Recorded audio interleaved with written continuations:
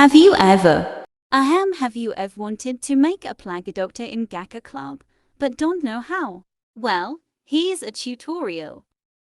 Oh no.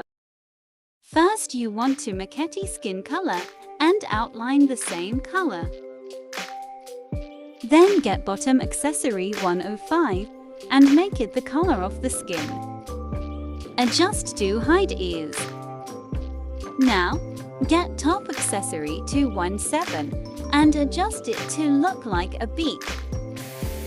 Just gotta trust the process. While we wait, please subscribe and like if you want. Adjustment numbers will be available near the end. And 4 accessories. Now get your preferred eye and adjust the beak if needed. By the way, if you do use this tutorial, I prefer if you gave cracks, but I don't mind if not. Okay, how's the fun part, customization? And here it is. If you want to go more traditional though, here's ESP049. I have too much time being bored, so I do this. Here's adjustment and accessory numbers.